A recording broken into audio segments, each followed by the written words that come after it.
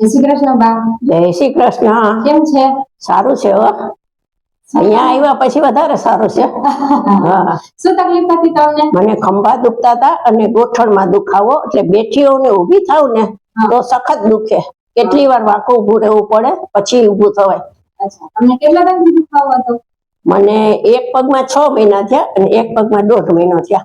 અચ્છા, હવે તમને કેમ છે? આ થેરાપી લીધા પછી? આ થેરાપી હું 14 દિવસથી આવું છું, પણ એનાથી મને 30-40% જેટલો ફેર પડી ગયો છે. અચ્છા, હવે તમને ઊભા થવામાં કેવી તકલીફ પડે છે પેલા કરતા? બહુ નથી પડતી, સેજ પડે, પણ હજી તો 14 દિવસ થયા છે ને. અચ્છા, હા. હવે તમે ઊભા થઈને બતાવો. પેલા કેમ ઊભા થતા હતા, હવે કેવી રીતે? ઓરે કાકી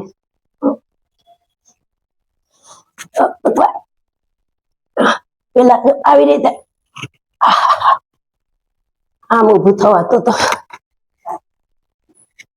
હવે 14 દિવસની થેરાપી લીધી પછી આમ સેજ થાય દુખાવો, પણ આમ ઊભું થઈ જવાય છે તરત જ.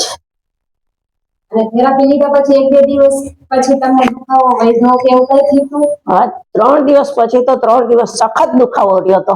એટલે મેં સેન્ટરમાં પૂછ્યું હતું કે હવે મારે તો આવવું નથી, મને બહુ દુખાવો થાય છે. તો મને સેન્ટરમાં કીધું કે ના, પેલા દુખાવો વધશે પછી મળશે.